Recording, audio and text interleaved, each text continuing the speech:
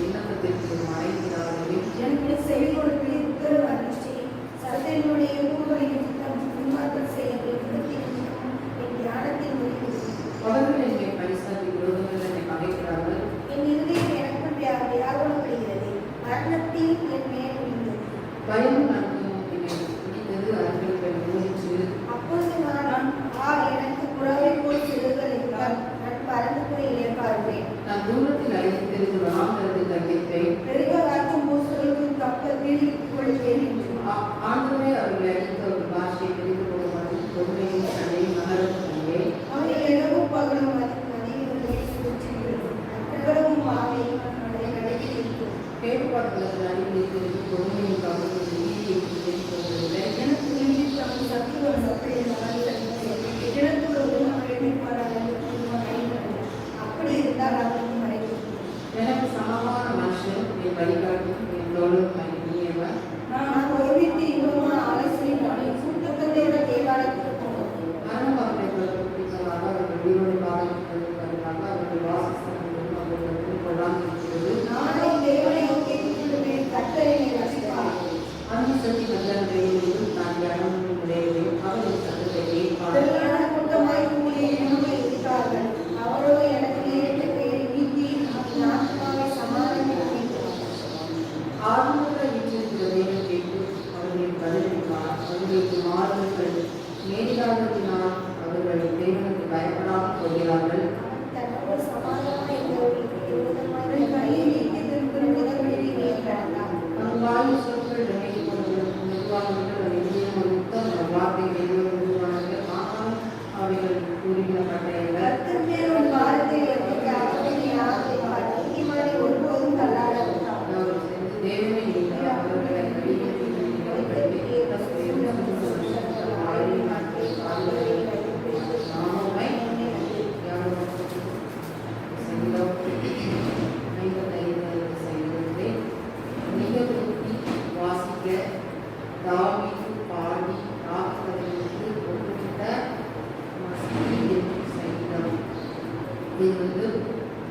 மிக மிக என்பது ஒரு வாக்கிய கருவியாக இருக்கிறது.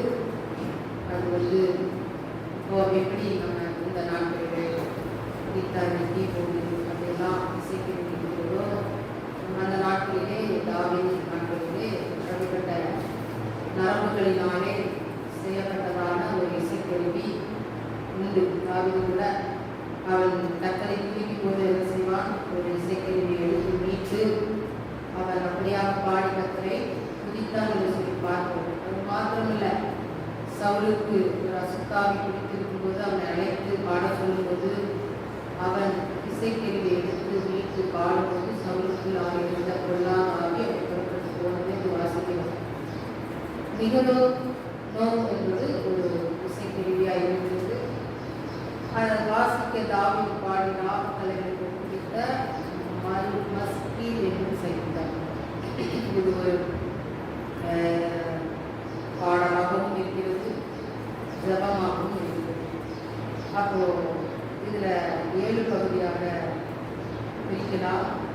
1 முதல் 8 வரை உள்ள வசனங்கள் உயர்ந்த இருதயத்துடன் தேவனை நோக்கி முறையிடுகிற தாவீதை குறித்து நாம் பார்க்கிறோம். 9ஆம் வசனம் முதல் 11ஆம் வசனம் வரை தன்னுடைய எதிரிகள் பிரிந்து அழியும் போது பிரிந்து அழிய வேண்டுதல் அவர் செய்கிறார்.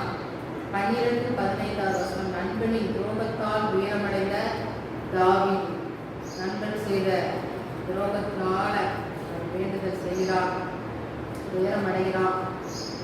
3 வேளை ஜெபம் பண்ணுகிறான். 16-17 வசனம் சத்துருடைய நிலையை அறிந்த தாவீது. அப்புறம் 22ஆம் வசனம் கர்த்தருடைய பாரத்தை வைக்கும் தாவீது. சத்துருக்களுக்கு வரவுள்ள அழிவை குறித்து பாடும் தாவீது. 23ஆம் வசனம். அப்போ இந்த சங்கீதத்திலே 1ஆம் வசனத்தை தாவீது சொல்கிறார், தேவனே என் ஜெபத்தை கேட்டவர்களும் என் விண்ணப்பத்திற்கு மறந்திராதே என்று சொல்லி அவன் ஜெபிக்கிறதை குறித்து பார்க்கிறோம். என் ஜெபத்துக்கு என்ன செய்ய கேட்டவர்கள் என்னுடைய விண்ணப்பத்திற்கு மறைவாக இராதிரும் என்று சொல்லி அவர் ஜெபிக்கிறார். ஏன் என்றால் அவனுக்கு சத்துருக்கள் என்ன செய்கிறார்கள், பெருகி இருக்கிறார்கள். அவனுடைய மகனாகிய அப்சலோம் அவனை அழிக்கும்படிக்காக அவன் விரோதமாய் எழுப்பி வருகிறான். இன்னுமாக அவனோடு இருந்த நண்பர்கள் அவனுக்கு விரோதமாக வருகிறார்கள். ஆகவே அவன் உயர்ந்தால் அவன் இப்படியாக அவன் ஜெபிக்கிறான், தேவனே ஜெபத்தை கேட்டவர்களும் என் விண்ணப்பத்திற்கு மறைந்திராதே என்று சொல்லி அவன் மன்றாடுகிறான். தேவனுடைய பிள்ளைகளை இன்றைக்கு கூட நம்முடைய வாழ்க்கையில் எத்தனையோ துயரங்கள், எத்தனையோ வேதனைகள், சத்துருக்களால் வருகிற துன்பங்கள், நிந்தனைகள், இது போன்ற பாடுகள் வழியாக வரும்போது நாம் அநேக நேரங்களிலே என்ன செய்கிறோம், ஜெபிக்கிறோம். ஜெபத்தை கேளும் என் விண்ணப்பத்திற்கு மறைந்திராதே. தாவீது இப்படிப்பட்ட சூழ்நிலைகளை கற்றுகிறதிலே மன்றாடுகிறான் என்று சொல்லி பார்க்கிறோம். அப்பாவை சொல்றான் 6ஆம் வசனத்துல, நான் எனக்கு புறாவை போல் சிறப்புகிறதா நான் போய் இழைப்பாருங்க. அவனுக்கு பிரச்சனை போராட்டம் இருக்குது. அவன் முதலாவது ஜெபம் பண்றான். அப்புறம் அவனுக்கு துயரம் வரும்போது அவன் சொல்றான், நான் எனக்கு புறாவை போல சிறங்குகிறதா நான் கடந்து போய் இழைப்பாருங்க அப்படின்னு சொல்றான். இதுல இருந்து பிரச்சனையிலிருந்து நான் எஸ்கேப் ஆகி ஓடிவிடலாம்னு நினைக்கிறேன்னு சொல்லி சொல்றான். இன்றைக்கு கூட நம்முடைய வாழ்க்கையில அநேக பிரச்சனைகள் வரும்போது நம்மளும் சொல்றாங்க, ஐயோ இந்த பிரச்சனை என்ன துரத்துகிறது, இந்த உண்மை என்ன துரத்துகிறது, இதுல இருந்து நான் விடுதலையானா ரொம்ப நல்லா இருக்கும், இதுல இருந்து நான் எஸ்கேப் ஆனா நல்லா இருக்கும்னு சொல்லி அநேக நேரத்துல நம்ம என்ன செய்கிறோம், மன்றாடுகிறோம். அநேக நேரத்துல கூக்கரல் எழுகிறோம். இந்த பிரச்சனையை தாங்க முடியாத பார். அதே போல தாவீது வாழ்க்கையில் வந்திருக்கிறது. அவன் அப்படிப்பட்ட காரியங்களை அவன் சொல்லுகிறார். தேவனுடைய பிள்ளைகளே, அது மாத்திரமில்ல, 17ஆவது வசனம், அந்தி சந்தி மத்தியான வேளைகளில் நான் தியானம் பண்ணி முறையிடுவேன், அவரின் சத்தத்தை கேட்பார். தாவீது சொல்லுகிறான், அந்தி சந்தி காலை மதியம் இரவு 3 வேளை நான் என்ன செய்வேன், நான் தியானம் பண்ணி முறையிடுவேன், அவரின் சத்தத்தை கேட்பார். தேவனுடைய பிள்ளைகளே, இன்னைக்கு நீங்கள் முறையிடுகிற சத்தம் தேவனுடைய சந்நிதி வந்து எட்டவில்லையா? வேதம் சொல்கிறது, அந்தி சந்தி மத்தியான வேளையிலே என்ன செய்கிறானா தாவீது தியானம் பண்ணி முறையிடுகிறான். தியானம், வேதத்தை வாசிக்கிறான். காலையில வாசிக்கிறான், மத்தியானம் வாசிக்கிறான், இரவுல வாசிக்கிறான். வேதத்தை மாத்திரம் வாசிக்கல, என்ன செய்கிறான், அதோடு சேர்ந்து ஜபமும் பண்ணிக்கிறான். 3 வேளை அவன் என்ன செய்கிறான், வேத வாசித்து ஜெபிக்கிறான். அப்படி நான் ஜெபிக்கும் போது ஆண்டவருடைய சத்தத்தை கேட்பார் என்கிற விசுவாசத்தோடு அதை செய்கிறான். இன்றைக்கு நம்ம 3 வேளை என்ன செய்கிறோம், காலை உணவு உண்கிறோம், மத்தியான உணவு உண்கிறோம், இரவு உணவு உண்கிறோம். ஆனா இடையில கூட எக்ஸ்ட்ரா என்ன செய்கிறோம், சிலர் பசி வந்தா சாப்பிடுறாங்க. ஆனா நம்மளுடைய உணவு வேலை 3 வேளையை நம்ம என்ன செய்கிறோம், நாம் வைத்திருக்கிறோம். நம்ம அந்த உணவை வெறுத்தாலும் மறக்க நினைச்சாலும் அது நம்மளையே அறியாதபடி இந்த பசி உணர்வு நம்மளை தூண்டி அது நம்மளை உணவு உண்ண செய்கிறது. ஆனா அப்படிப்பட்ட காரியங்களை நம்ம நியமித்து வைத்திருக்கிறோம். ஆனா இந்த வாழ்க்கையிலே எப்படி இந்த தாவீது 3 வேளை ஜெபம் பண்ணினாலும் அதே போல ஜெபிக்க வேண்டும் என்கிற ஒரு வாஞ்சையும் எண்ணமும் நம்ம வாழ்க்கையில் இருக்கிறது. அது தானியேலை குறித்து பார்க்கும்போது அவன் 3 வேளை என்ன செய்தான், தினமும் ரெகுலராய் நான் செய்து வருகிற முறைமைப்படி அவன் என்ன செய்தானா செய்து வந்தான். வானத்தின் பலகனி திறந்திருக்க ஜெபம் பண்ணினான் என்று சொல்லி நம்ம தானியேலின் புத்தகத்தை வாசிக்கிறோம்.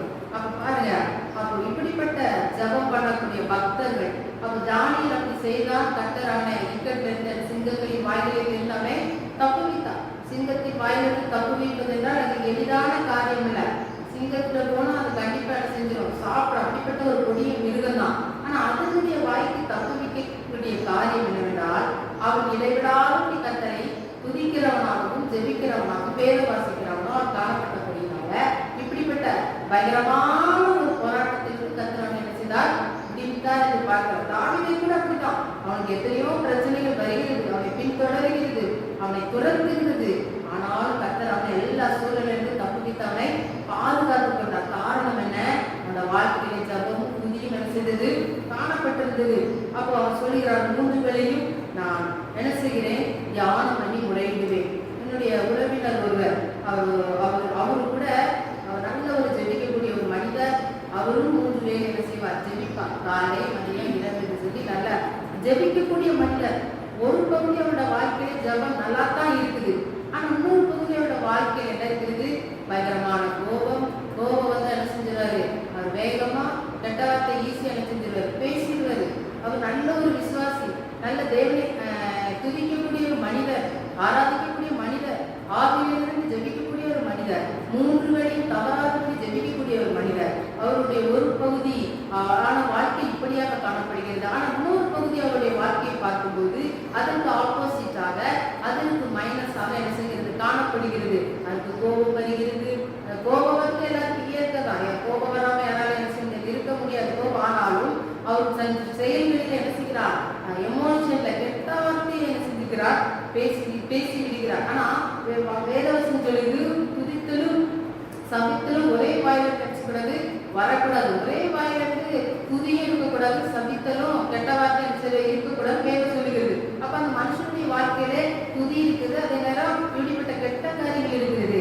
அப்படிப்பட்ட காரியங்கள் இல்லாதபடி துதிக்கிற நாம் எப்பொழுதும் கர்த்தரை துதிக்கிற ஜனமா இருக்கணும். இப்படிப்பட்ட அருவருப்புகள் கெட்ட வார்த்தைகளுக்கு என்று நாம் என்ன செய்ய விலகி ஓடுகிற ஜனங்களா நாம் இருக்க வேண்டும். அப்போ நம்ம அப்படியாக இருந்து 3 வேளை நம்ம ஜெபிக்கும் போது கண்டிப்பா கர்த்தர் தியானத்தை கேட்கிறவராய் இருக்கிறார். இன்றைக்கு உங்களுடைய ஜெபம் கேட்கப்படணுமா? உங்களுடைய எதிர்பார்ப்பு, உங்களுடைய ஆசைகள், நீங்க எவ்வளவு ஜெபம் பண்ணி பார்த்துட்டீங்க, சக்சஸ் ஆகலையா? இந்த ஜெபத்தை நீங்க செஞ்சு பாருங்க, உங்க வாழ்க்கையில சக்சஸ் ஆகி மாறும். நீங்க ஆழத்துக்குள்ள வாங்க. ஒரு நேரம் ஜெபம் போதாது, 3 வேளை ஜெபத்தை நீங்க என்ன செய்யுங்க, ஏற்படுத்துங்க.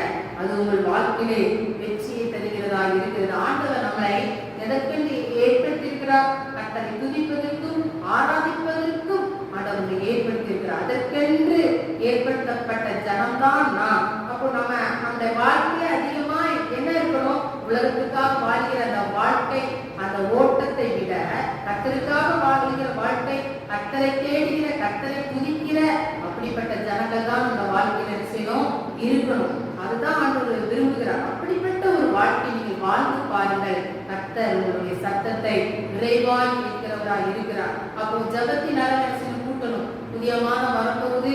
அப்ப நம்ம என்ன செய்யணும், ஒரு தீர்மானம் பண்ணணும். ஆண்டவரே, நான் என்ன செய்வேன், அதிகமா ஜெபிப்பேன், அதிகமா உம்மிடத்துல கிட்டி சேர்வேன், உம்மோடு நெருங்கி நடப்பேன் என்கிற அந்த ஒரு ஒரு ஒரு அறிக்கையை செய்து தீர்மானம் பண்ணி நாம் ஓடுகிறவர்களா நம்ம என்ன செய்ய வேண்டும், இருக்க வேண்டும். எத்தனையோ காரியங்களுக்கு நம்ம என்ன செய்யறோம், தீர்மானம் பண்ணுகிறோம். உலக பிரகாரமான காரியங்களை தீர்மானம் பண்ணுகிறோம், வாஞ்சிக்கிறோம், ஓடுகிறோம். ஆனா இந்த ஆவிக்குரிய காரியத்தில் இப்படிப்பட்ட காரியங்களை நம்ம என்ன செய்ய வேண்டும், பழகிக் கொள்ள வேண்டும். தேவனுடைய பிள்ளைகளே, 22வது வசனத்திலே கர்த்தர் மேல் பாரத்தை வைத்து அவனை ஆதரிப்பார், நீதிமான் ஒருபோதும் என்ன செய்ய மாட்டார், அல்லாட ஒட்டார் என்று சொல்லி எங்க வேதம் சொல்லுகிறது. தாவீது சொல்லுகிறார், கர்த்தர் மேலும் பாரத்தை வைத்து. அந்த வாழ்க்கையில பிரச்சனை இருக்குது, போராட்டம் இருக்குது, மகனால துன்பம், சொந்த மகன், சொந்த ரத்தம், அவனால வர துன்பம், நண்பன் கூடையே இருந்து பழகின அந்த நண்பன் அவனுக்கு விரோதமாய் எழுப்பும் போது அதனால வர துன்பம் அவனால தாங்க முடியல. யோசிச்சு பாருங்க, நீங்க உங்க பிள்ளைங்க அவங்க சொல் பேச்சு கேட்கல, ஏற்கணும்னா உங்களுக்கு இருதயம் எப்படி வலிக்கும், எப்படி நொறுங்கும். இல்லைன்னா நீங்க கூடையே இருந்து பழகின உங்களுடைய நண்பர்கள் உங்களுக்கு விரோதமா எழுப்பி உங்களுக்கு விரோதமா செய்யும் போது உங்க இருதயம் எப்படி வலிக்கும். அதே போல தாவீதுக்கு துன்பம் வந்த போது அவன் ஓடிடலாம், அந்த பிரச்சனைக்கு ஓடிடலாம், தப்பிச்சிடலான்னு கூட நினைக்கிறான். அப்படி கூட அவன் முயற்சி செய்கிறான். ஆனா கூட அதெல்லாம் கைவிட்டுட்டு அவன் 3 வேளையும் ஜெபிக்கிறவனாகவும் கர்த்தர் மேல பாரத்தை வைத்துகிறவனாகவும் நினைச்சான், காணப்பட்ட அதெல்லாம் செய்யல, யோசிச்சான்தான், ஆனா செய்யல. பாரத்தெல்லாம் கர்த்தர் மேல வச்சுட்டான். சரி, கர்த்தர் எனக்கு விடுதலை தருவார், அவர் விடுவிக்கிறவர் என்று அறிந்தபடினால் கர்த்தர் மேல அந்த பாரத்தை வைத்து நான் சொல்லுகிறான், அவர் என்னை ஆதரிப்பார், நீதிமான் ஒருபோதும் தன்னால விட்டார் என்கிற அந்த விசுவாச வார்த்தையை அவன் சொல்லுகிறான். தேவனுடைய பிள்ளைகளே, இன்றைக்கு கூட உங்க வாழ்க்கையில நீங்க பாரத்தோடு இருக்கிறீங்களா? பலவிதமான பாரங்கள் உங்களை நெருக்குகிறதா? எதிர்காலத்தை குறித்த பாரம், கடனை குறித்த பாரம், வியாதியை குறித்த பாரம், இல்லைன்னா நீங்க எதிர்பார்த்த ஆசீர்வாத நன்மை கிடைக்கல, அதை குறித்து பாரப்பட்டுக்கிட்டு இருக்கிறீங்களா? எந்த பாரமா இருந்தாலும் உங்களுடைய பாரத்தை என்ன செய்யுங்க, அவர் மேல என்ன செய்யுங்க, வைங்க. கர்த்தர் மேலும் பாரத்தை வைத்துவிடு, அவரே உன்னை ஆதரிப்பார், நீதிமானை ஒருபோது தள்ளாடவிட்டார். இந்த வார்த்தையின் வழியாக நீங்க அவர் மேல இறக்கி வச்சுட்டீங்கன்னா அவர் உங்களை என்ன செஞ்சிருப்பார், ஆதரிப்பார். அவர்கிட்ட நீங்க வரணும். அவர் எதிர்பார்க்கிற காரியம் அவர்கிட்ட நீங்க வரணும், உங்க பிரச்சனையை சொல்லணும், அவர்கிட்ட நீங்க நண்பனை போல பழகணும், தோழனை போல நீங்க இருக்கணும் அப்படின்னு சொல்லி ஆண்டவர் விரும்புகிறார். அப்ப நீங்க அதை செய்யும் போது ஆண்டவர் என்ன செய்வார், ஆதரிப்பார். அப்ப ஆண்டவர் சொல்றார், என்னிடத்துல வருகிற ஒருவனை நான் என்ன செய்வேன், உறவே தருவேன். ஆண்டவர் சொல்றார், என்கிட்ட வர்ற யாரா இருந்தாலும் சரி நான் தள்ளவே மாட்டேன், வேண்டாம் நீங்க எனக்கு தேவைன்னு சொல்லி நான் என்ன செய்ய மாட்டேன், நான் ஒரு வெறுப்பு தள்ள மாட்டேன். ஆனா பாருங்க, இன்னைக்கு இந்த நாட்களில கூட எத்தனையோ பெற்றோர்கள் என்ன செய்யறாங்க, பிள்ளைகளை பெற்று குப்பை தொட்டிகளிலும் இன்னும் பல காரியங்களை செய்கிறாங்க, துரோகமான காரியங்கள் வேண்டாம்னு சொல்லி இனி எத்தனையோ பெற்றோர்கள் என்ன செய்கிறாங்க, பிள்ளைகளை அன்றைக்கு எப்படி ரெபெக்காள் யாக்கோபின் மேல் பற்றமாயிருந்தாள். ஆகவே அவள் ஏசாவை வெறுத்து யாக்கோபை மிகவும் அதிகமாய் சிநேகித்து ஏசாவை புறக்கணித்தாள். அப்படி இன்னைக்கு எத்தனையோ பெற்றோர்கள் என்ன செய்கிறாங்க, தன்னுடைய பிள்ளைங்க இருந்தாலும் சில பிள்ளைங்களை பிடிக்கும், சில பிள்ளைங்களை பிடிக்காது. பெற்றோர்கள் என்ன செய்வாங்க, ஒதுக்கி வைப்பாங்க. எத்தனையோ குடும்பங்கள்ல எத்தனையோ பிள்ளைங்க சொல்லுவாங்க, சில குடும்பங்களை சந்திக்கும் போது அவங்க கூட சொல்லுவாங்க, எங்க அம்மா என்னை விட என் தம்பியை தான் ரொம்ப நேசிக்கிறாங்க, என் தங்கச்சி தான் ரொம்ப நேசிக்கிறாங்க அப்படின்னு சொல்லி சில பிள்ளைங்க பாரத்தோடு சொல்லுவாங்க. அப்படி எத்தனையோ குடும்பங்கள் என்ன செய்து நடக்கிறது, வெறுக்கப்பட்ட ஒதுக்கப்பட்ட அப்படிப்பட்ட காரியங்கள் அப்படி இல்லாதபடி அப்படி கூட உலகத்தின் ஜனங்கள் செய்வார்கள், பெற்றோர்கள் செய்வார்கள். ஆனா நான் என்ன செய்ய மாட்டேன், அப்படி உங்களை செய்ய மாட்டேன். என்னிடத்துல வரும்போது நான் என்ன செய்வேன், உங்களை அன்போடு சேர்த்துக் கொள்வேன் என்று சொல்லி எங்க ஆண்டவர் சொல்லுகிறார். அப்போ அவர் மேல நம்ம என்ன செய்யணும், பாரத்தை வைக்கணும். வைக்கும்போது அவர் உங்களை என்ன செய்வார், ஆதரிப்பார். நீதிமானை ஒருபோதும் தள்ளாட விட்டார். கடைசியாக நான் சொல்கிறேன், நானோ உண்மை நம்பி இருக்கிறேன். நான் சொல்லுகிறான், நான் உண்மை நம்பி இருக்கிறேன், ஆகவே என்னுடைய பாரத்தை உண்மை இறக்கி வைக்கிறேன் என்று சொல்லி அவர் கர்த்தருடைய சமூகத்தில் இறக்கி வைத்தவனாய், அவர் தேவனிடத்தில் விடுதலை பெற்றவனாய் அவன் இருக்கிற இன்றைக்கும் தேவனுடைய பிள்ளைகளே கலக்கத்தோடு பாரத்தோடு வந்திருக்கிறீர்களோ, உங்களுடைய பாரங்கள் நீங்கும்படிக்காக கர்த்தரிடத்தில் உங்களுடைய பாரத்தை சொல்லுங்க, உங்க வேதனையை சொல்லுங்க.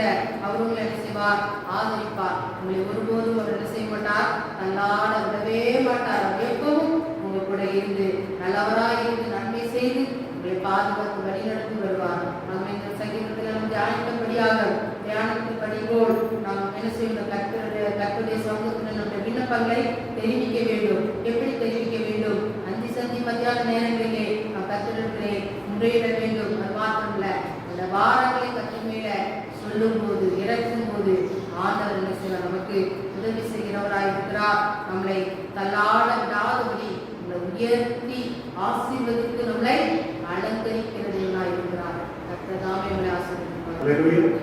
ஏசாயா 43ஆம் அதிகாரம் 18-19 வசனங்களை காலையில் தியானத்தில் எடுத்துக்கொள்ளும். ஏசாயா 43ஆம் அதிகாரம் 18-19 வசனங்களை நினைக்க வேண்டாம், பூர்வமானவைகளை சிந்திக்க வேண்டாம். இதோ நான் புதிய காரியத்தை செய்கிறேன், இப்பொழுதே அது தோன்றும், நீங்கள் அதை அறியீர்களா? நான் வனாந்தரத்தில் வழியையும் அவாந்தர வெளியிலே ஆறுகளையும் சேர்ந்து முன்னுரை வாசிக்கும். முன்னிலைகளை நினைக்க வேண்டாம், பூர்வமானவைகளை சிந்திக்க வேண்டாம்.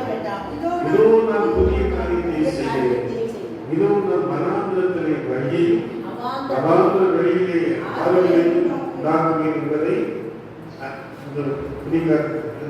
உண்டாக்குவேன். நினைக்க வேண்டாம், பூர்வமானவைகளை சிந்திக்க வேண்டாம். இதோ நான் புதிய காரியத்தை செய்கிறேன், இப்பொழுதே அதை தோன்றும், நீங்கள் அதை அறியீர்களா?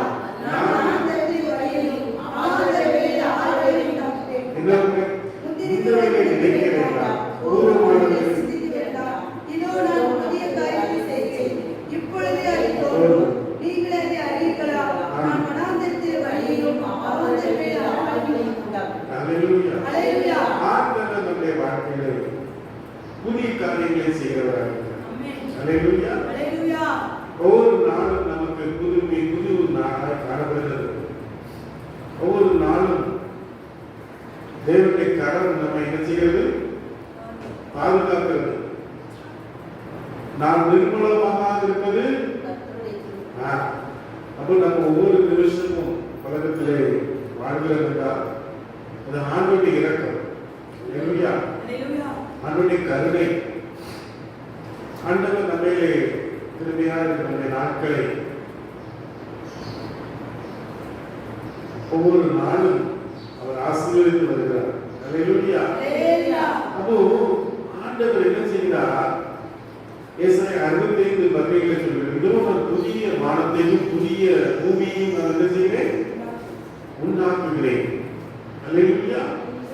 அப்போ ஆண்டவர் எல்லாவற்றையும் புதிதாக்குகிறார். ஆமென். அப்போ ஆண்டவர் வானத்தை பூமியை படைக்கும் போது அதை எப்படி இருந்துச்சு சொல்லுங்க, ஒளிமையும் வெறுமையும் இருளுமாக இருந்துச்சு. 3 விதமான காரியம், ஒழுங்கின்மை, வெறுமை, இருள். அப்ப ஆண்டவர் சொன்ன வெளிச்சம் உண்டாக. இன்னைக்கு நமக்கு தேவை வெளிச்சம். ஆண்டவர் சொன்னார், நீங்கள் உலகத்துக்கு வெளிச்சமா இருக்கிறீர்கள், நானே இந்த ஒளி என்று சொன்னார். இப்ப இயேசு கிறிஸ்து வேத வசனம் நமக்கு வெளிச்சமா இருக்கிறது. இந்த வசனம் என் தாங்களுக்கு தீபம் பாதைக்கு. ஆண்டுடைய வசனம் நமக்கு டார்ச் லைட்டா இருக்குது. ஆண்டுடைய வசனத்தை வாசிக்கும் போது நமக்குள்ள என்ன இருக்குது?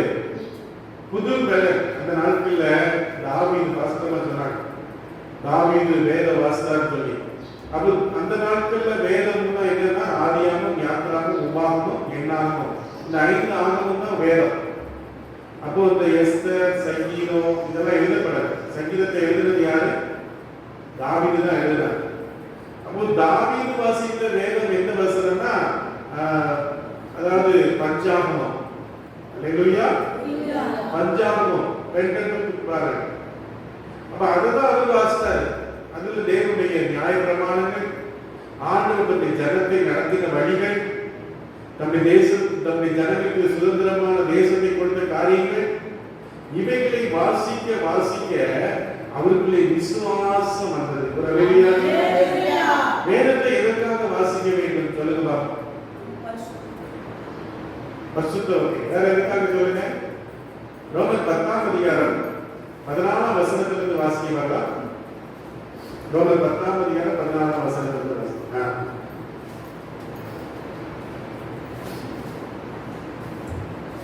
ரோமர் 10 என்ன? ரோமர் எவ்வளவு நேரம் எடுத்துக்கீங்க? விசுவாசம் கேள்வினால் வரும். இந்த எத்தனை வசனம்? ரோமர் 10ஆம் அதிகாரம் எத்தனை வசனம்? விசுவாசம் 15, 14, 15. எத்தனை வசனம்? ரோமர் 10 10ல 14, 15 வசனம். விசுவாசம் அவரை விசுவாசியாதவர்கள் எப்படி அவரை தொழுது கொள்வார்கள்? அவரை குறித்து கேள்விப்படாதவர்கள் எப்படி விசுவாசிப்பார்கள்? பிரசங்கிக்கிறவன் இல்லாவிட்டால் எப்படி கேள்விப்படுவார்கள்? அனுப்பப்படாவிட்டால் எப்படி பிரசங்கிப்பார்கள்? சமாதானத்தை கூறி விசுவாசம் கேள்வினால் விசுவாசம் 17 விசுவாசம் கேள்வினால் வரும், கேள்வி தேவனுடைய வசனத்தினால். ஒரு அல்லேலூயா சொல்லுங்க. அப்ப தேவ பிள்ளைகளே, நமக்குள்ளே விசுவாசம் வர வேண்டும் என்றால் நாம் என்ன செய்யணும்? நம்ம செய்யணும் வேத வாசிக்கணும். அல்லேலூயா. வேத எதற்காக வாசிக்க வேண்டும் ஒருத்தர் கேட்டா நீங்க என்ன சொல்லுவீங்க? விசுவாசம். நமக்குள்ள விசுவாசம் வரும். வேதத்தில் ஆபிரகாம் கர்த்தரை விசுவாசித்தார், அதே போல நீதியாக ஆபிரகாம் காலத்துல பைபிள் இருந்துச்சா? கிடையாது. மோசே காலத்துல நியாயப்பிரமாணம் கொடுக்கப்பட்டது. ஆபிரகாம் வேத வாசித்தாரா இல்லைன்னு சொல்ல முடியும். ஆதாம் வேத வாசித்தாரா இல்லைன்னு சொல்ல முடியும். ஆனா அருமையான தேவ பிள்ளைகளே, வேதத்தில் விசுவாச கேள்வினால் ஒரு வேதத்திலே 66 புத்தகங்கள் இருக்கிறது. எத்தனை புத்தகம்? 66. புதிய ஏற்பாட்டில் எத்தனை இருக்குது சொல்லுங்க? 27. பழைய ஏற்பாட்டுல 66, 27 கழிச்சு எத்தனை வரும் சொல்லுங்க? சொல்லுங்க பாப்போம். 66 மைனஸ் 27 சொல்லுமா? டக்குன்னு சொல்லுங்க. எத்தனை புதிய அப்போ பழைய ஏற்பாட்டுல எத்தனை இருக்குது? எத்தனை சொல்லுங்க? கிட்டத்தட்ட எத்தனை இருக்கு? 38. அல்லேலூயா, அல்லேலூயா. அப்போ இந்த அதிகாரங்கள் நமக்கு இருக்கிறது. இதுல நம்ம அதிகமா வாசிக்க வேண்டிய ஒரு பகுதி என்ன? சங்கீதம். சொல்லுங்க. மற்றதெல்லாம் நமக்கு புரியாது, அது வாசிக்கணும்.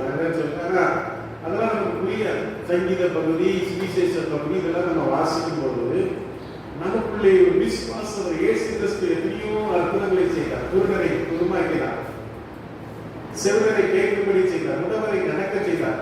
இதை வாசிக்க வாசிக்க நமக்குள்ள என்ன வருமா? இந்த தேவர் சில ஊழியக்காரர்கள் ஒரு ஆஸ்பத்திரி நடத்தினார் அமெரிக்கா. அந்த ஆஸ்பத்திரியில டாக்டர்லாம் அங்க இருக்கிற நர்ஸ்லாம் எப்ப பார்த்தாலும் வேதத்தை தான் வாசிப்பாங்க.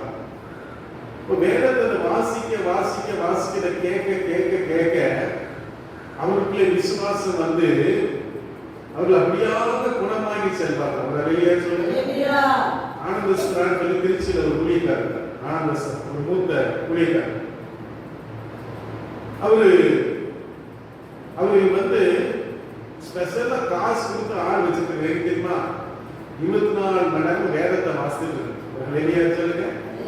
சம்பளம் கொடுத்து ஆள் வச்சிருக்காரு. என்னத்துக்கு? வேதத்தை வாசிக்கிறதுக்கு. இந்த வேதத்தை நம்ம கேட்டுக்கொண்டே இருக்கும்போது, வேத வசனத்தை கேட்டுக்கொண்டே இருக்கும்போது நமக்குள்ளே விசுவாசம் கடந்து வரும். ஒரு அல்லேலூயா சொல்லுங்க. அல்லேலூயா, அல்லேலூயா. நம்ம ஆண்டவராகிய கர்த்தர் நம்முடைய வாழ்க்கையிலே அவர் பெரிய காரியங்களை செய்கிறவராக இருக்கிறார். ஒரு அல்லேலூயா சொல்லுங்க. அல்லேலூயா, அல்லேலூயா. ஒரு நாள் கர்த்தர் சாமுவேலை பார்த்து சொன்னார், நீ தைல குட்டியை எடுத்துக்கொண்டு நீ யார் வீட்டுக்கு போகணும் சொல்லுங்கம்மா. 1 சாமுவேல் 16ஆம் அதிகாரம் 3ஆம் வசனம் வாசிக்கிறீங்களா? 1 சாமுவேல் 16ஆம் அதிகாரம் 3ஆம் வசனம் வாசிங்க. பலியாகிய பலிபீடத்துக்கு அழைப்பாயாக. அப்பொழுது செய்யக்கூடியதை நான் உனக்கு அறிவிப்பேன்.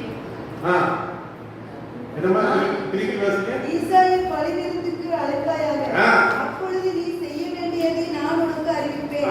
ஆண்டவர் சொன்ன தைல குட்டியை நீ எடுத்துக்கொண்டு யார் வீட்டுக்கு போகணும்? ஈசாய் வீட்டுக்கு. என்ன பேரு? ஈசாய். என்ன பேரு? ஈசாயுடைய பாட்டி பேர் என்ன பேரு சொல்லுங்க. ஈசாயுடைய பாட்டி பேர் என்ன பேரு சொல்லுங்க. 100 ரூபாய் பரிசு. ரூத். பேர் என்ன பேரு? ரூத். ரூத் தான் யாரு? யாரு? ஈசாய் பாட்டி. வாசிக்கிறவங்களா? ரூத்தின் புஸ்தகம் 4ஆம் அதிகாரத்தில் வாசித்து பாருங்க.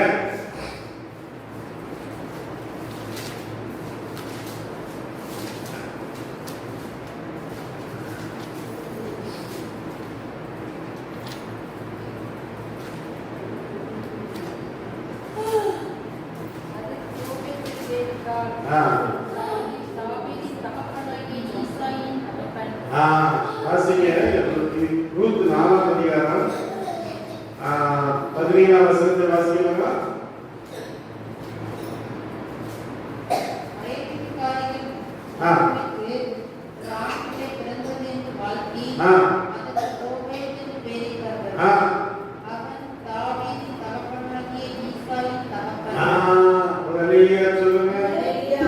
ஈசாயுடைய தகப்பன் பேர் என்னது? ஓபேத். அல்லேலூயா சொல்லுது. கர்த்தருடைய பெட்டி ஓபேத் ஏதோமுடைய வீட்டில் இருந்தபோது கர்த்தர் அவனுடைய குடும்பத்தை என்ன செய்தார்? ஆசீர்வதித்தார் என்று சொல்லி இங்கே ஒரு ஓபேத் இருக்கிறார். அவர்தான் ஈசாயுடைய தகப்பன். ஆண்டவர் ஈசாயுடைய தகப்பன் அங்கே ஈசாயுடைய வீட்டுக்கு போ, அங்கே நான் ஒரு மகனை அபிஷேகம் பண்ண போகிறேன். ஒரு அல்லேலூயா சொல்லுங்க. அல்லேலூயா, அல்லேலூயா. அப்போ அவர் எடுத்துட்டு போனார். அங்கே ஷம்மா, அபியா, இன்னுமாக அமிர்தா, அநேக திறமைசாலிகள், பராக்கிரமசாலிகளா இருக்கிறாங்க. ஆண்டவர் ஒருத்தனையும் நான் தெரிந்து கொள்ளல. அப்போ கேட்கிறார், அவனுக்கு பிள்ளைகள் இவ்வளவு இல்ல, இன்னொருத்தர் இருக்கிறா, அவன் காட்டுல ஆடுகளை மேய்த்து கொண்டிருக்க. எல்லாராலும் மறக்கப்பட்டு உடைந்த பாத்திரத்தை போனார். பாருங்க, புறக்கணிக்கப்பட்ட ஒரு தெய்வ பிள்ளையே, உடைக்கப்பட்ட ஒரு தெய்வ பிள்ளையே, எல்லாரும் மறக்கப்பட்ட ஒரு தெய்வ பிள்ளையை எடுத்து கர்த்தர் பயன்படுத்த விரும்புகிறார். நம்முடைய ஆசை, அவங்க என்கிட்ட பேச மாட்டாங்க, இவங்க என்கிட்ட பேச மாட்டாங்க, சங்கடமா இருக்கணும். அப்படிதானே? எல்லாரும் நம்மகிட்ட பேசணும், அன்பா இருக்கணும். ஆனா ஆண்டவருக்கு என்ன உடைக்கப்பட்ட பாத்திரம் தான் பிடிக்கும். எல்லாராலும் வெறுக்கப்படணும், எல்லாராலும் புறக்கணிக்கப்படணும். வேதத்தில் அவர் புறக்கணிக்கப்பட்டவராக. ஏசாயா 53ஆம் அதிகாரம் 5ஆம் வசனம், அந்த வசனத்தை வாசிக்கல. ஏசாயா 53:5 நினைக்கிறேன் வசனத்தை வாசிங்க. அவர் புறக்கணிக்கப்பட்டவர். அந்த முந்தின வசனம் வாசிங்களா? அவர் எத்தனை வசனம்? 3ஆம் வசனம் வாசிங்க. அவர் அசட்டை பண்ணப்பட்டவர், மனுஷரால் புறக்கணிக்கப்பட்டவர், துக்கம் நிறைந்தவர். ஒரு அல்லேலூயா சொல்லுங்க. எப்படி நீ துக்கத்தை சுமக்க முடியும்? இயேசு கிறிஸ்து என்ன பண்ணாரு? இயேசு கிறிஸ்து என்ன பண்ணாரு? உன்னுடைய துக்கத்தை என்னுடைய துக்கத்தையும், துக்கம்னா என்னன்னே தெரியாம நீ எப்படி துக்கத்தை சுமக்க முடியும்? பாடுனா என்னன்னு தெரியாம எப்படி பாட சுமக்க முடியும்? கஷ்டம்னா என்னன்னு தெரியாம எப்படி கஷ்டத்தை சுமக்க முடியும்? அல்லேலூயா. இந்த வாழ்க்கையிலே பாடுகள், கஷ்டங்கள், வேதனைகள் வருகிற காரணம் என்ன? ஓ, நம் மூலமா அநேகரை குணமாக்க, அநேகரை விடுதலையாக்க, அநேகருடைய வாழ்க்கையிலே கர்த்தர் அற்புதத்தை செய்ய கர்த்தர் அந்த பாதைகளுக்குள்ளாய் சொல்கிறார். அல்லேலூயா. நம்ம உபத்திரப்பட்டது நல்லது, அதனால் நம்முடைய பிரமாணங்களை உபத்திரம் வருது, கஷ்டம் வருது, பாடு வருது, ஏமாற்றம் வருது, நம்பிக்கை துரோகம் வருது, எல்லாம் நன்மையே. எத்தனை பேர் நம்மளை ஏமாத்திருக்கிறாங்க, எத்தனை பேர் துரோகம் பண்ணிருக்காங்க, கூட இருந்து நம்ம கூட அன்பா இருந்து எத்தனை பேர் நமக்கு விரோதமாய் காரியங்களை செய்திருக்கிறார்கள். வெளியே சொல்லுங்க. நம்முடைய வாழ்க்கையில கர்த்தர் என்ன பண்ணார்? அவன் அற்பமாய் என்ன பண்ணான்? எல்லாரும் மறக்கப்பட்டான். நீ ஆடு மேய்க்கிறதா லாய்க்கு, நீ படிக்கலாம் லாய்க்கு இல்ல, நீ அரசாங்க பணியில இருக்கலாம் லாய்க்கு இல்ல, நீ எல்லாரும் ஒண்ணு தேவையில்லாதவன்டா, நீ பிறந்ததே ஒரு வேஸ்டா. ஒரு அலேலியா சொல்லுங்க. அலேலி சொல்லுவாங்க, அம்மா அப்பா 5 பிள்ளை பெத்தவனே, நீ எதுக்கு இந்த பிள்ளைக்கு இதை போட்டு எடுத்தீங்க, மாத்திரை போட்டு கடைச்சிருக்க அப்படின்னாங்க. அலேலியா. நீங்க அநேக தாய்மார்கள் அப்படி பண்றாங்க. அநேக குழந்தை இல்லைன்னு சொல்லி இவ்வளவு வேதனை கட்டுறாங்க. சிலர் என்ன பண்றாங்க? அப்படி பண்றாங்க.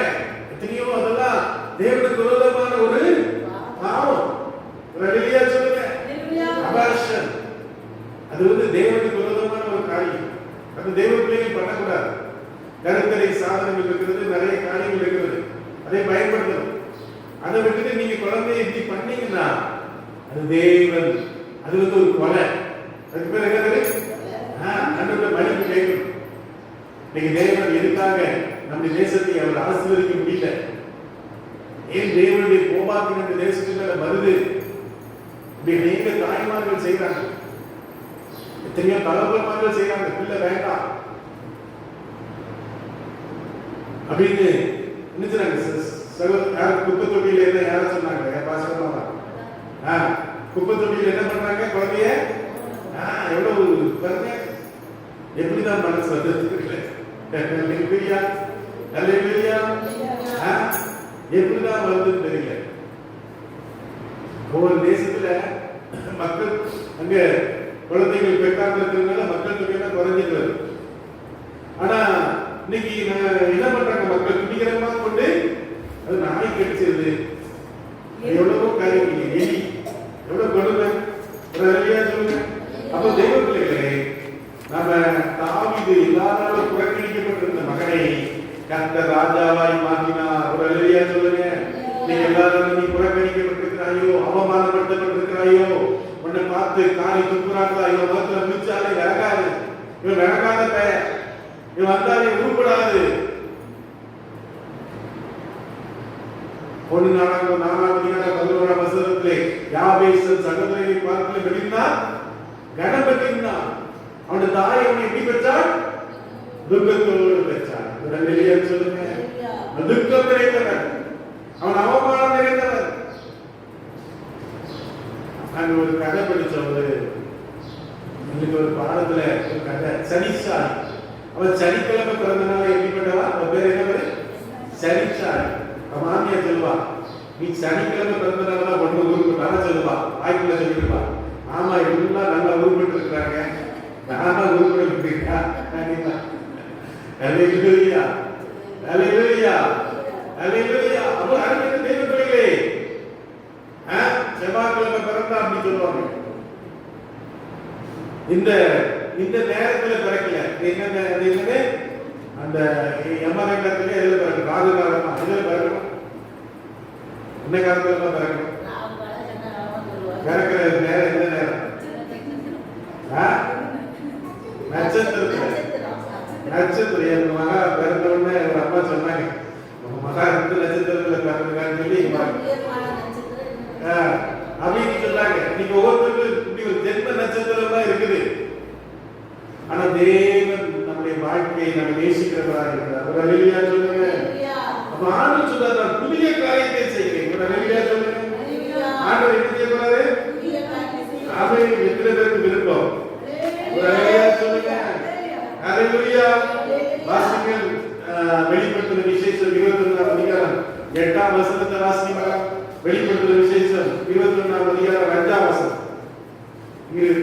7ஆம் வசனம். புதிதாக்குகிறேன். ஒரு அல்லேலூயா சொல்லுங்க. ஆண்டவர் என்ன செய்கிறார்? புதிதாக்குகிறார். அல்லேலூயா, அல்லேலூயா. புதிதாக்குகிறவர், புதிய காரியங்களை அவர் செய்கிறவராக இருக்கிறார். அங்கே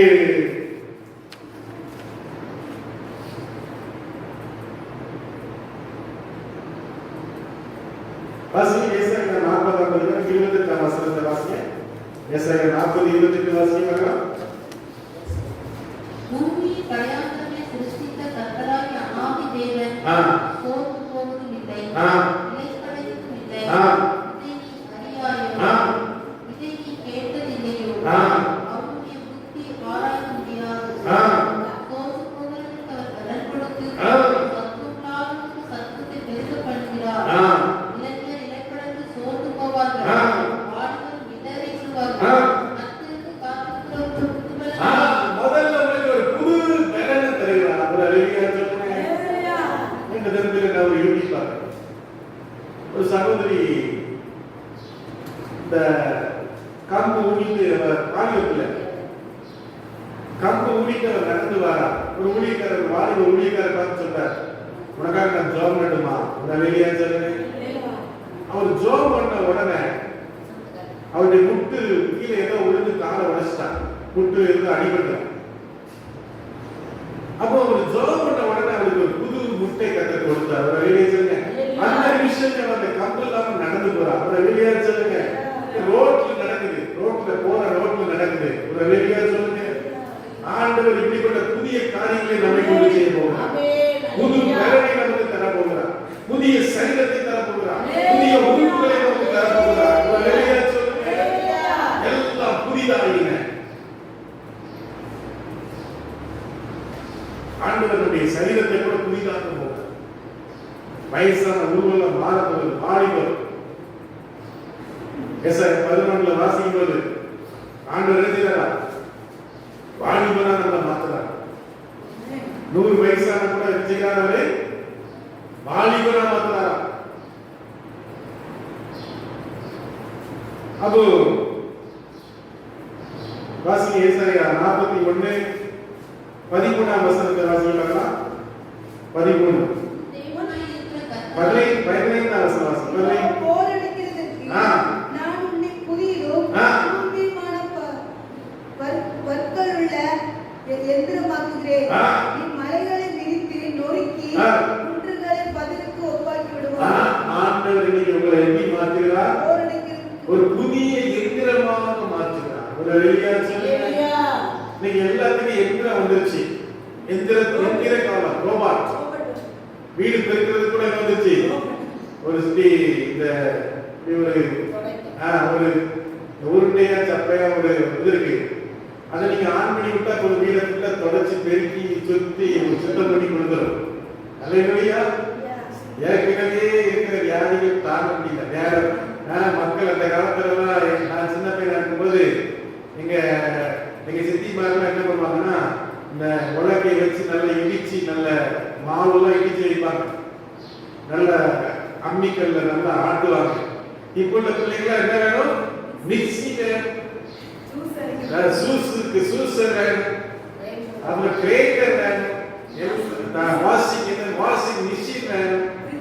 கடைசியில மாசம் டாக்டருக்கு கொண்டு போய் 1000, 2000, 5000 கொடுத்துட்டு இருக்கிறோம். சரீர உழைப்பு என்ன செய்யல. அன்னைக்கு இருந்த மக்கள் பாருங்க நல்லா ஆரோக்கியமா நல்லா இருப்பாங்க. இப்ப உள்ள பிள்ளைகள் பாருங்க மாசம் 4 தடவை ஆஸ்பத்திரி போகுது. கையை தூக்க முடியல, காலை தூக்க முடியல. அல்லேலூயா. குறுக்கு வலிக்குது, பல்லு வலிக்குது, அது வலிக்குது.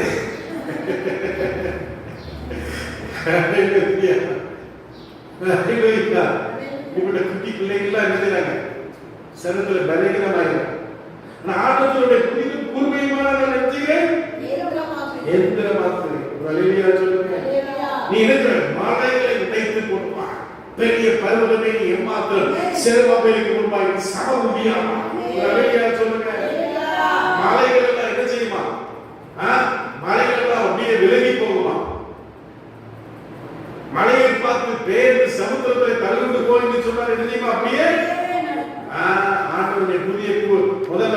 பலனை உனக்கு தருகிறார். உனக்கு கர்த்தர் உன்னை புதிய எந்திரமாக்குகிறார். ஒரு அல்லேலூயா சொல்லுங்க. வாசிங்கள் புலம்பல் 3ஆம் அதிகாரம் 22ஆம் வசனம் வாசிங்க. புலம்பல் 3ஆம் அதிகாரம் 22ஆம் வசனம் வாசிங்க. நாம் நிர்மலமாக இருக்கிறது கர்த்தருடைய கிருபையே. அவருடைய இரக்கங்களுக்கு முடிவில்லை. ஒரு அல்லேலூயா சொல்லுங்க. நாம் இன்னைக்கு சாவாம இருக்கிறது யாருடைய கிருபை?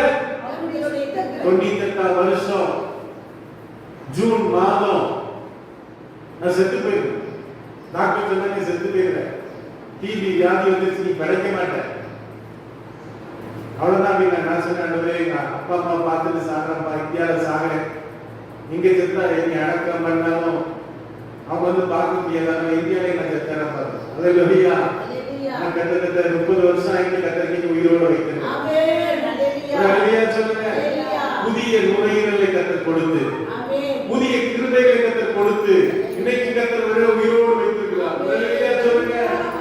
அல்லேலூயா. நான் நிர்மலமாக இருப்பது அல்லேலூயா. வாசிங்க 2 கொரிந்தியர் 5ஆம் அதிகாரம் 17ஆம் வசனம் வாசிங்க பார்க்கலாம். 2 கொரிந்தியர் 5:17.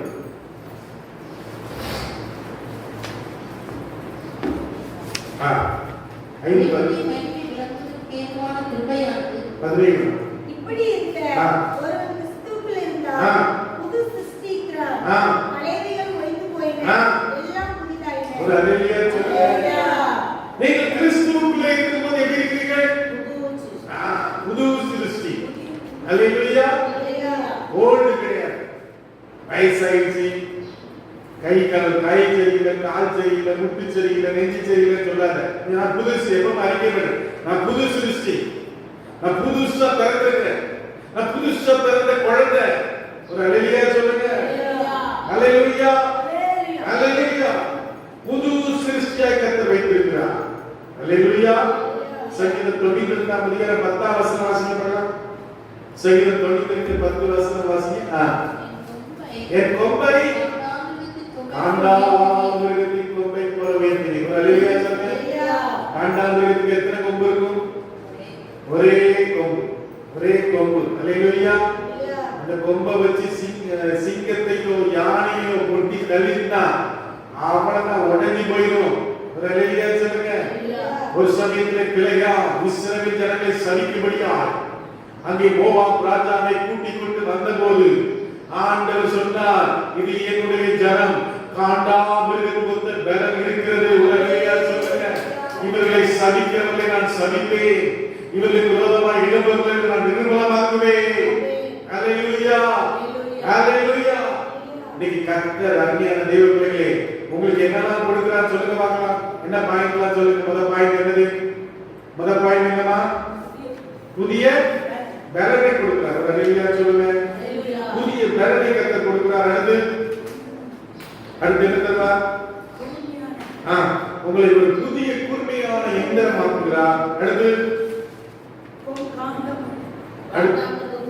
அது வந்து லாஸ்ட். அடுத்து என்ன செய்கிறார்? புதிய கிருபைகளை தருகிறார். நம்ம நோட் எடுத்து எழுதணும். ஒரு நோட்டு வாங்கி பாஸ்டர் பிரசங்கத்தை எழுதிங்க. அப்பதான் உங்களுக்கு அது பிரோஜனமா. ஆமென். அப்புறம் கடைசியில் நம்ம என்ன பார்த்தோம்? புது சிருஷ்டியாய் நம்மை மாற்றுகிறார். அல்லேலூயா. புதிய நெய்யான அபிஷேகம். எல்லா கண்களையும் நாம் ஜெபிப்போம்.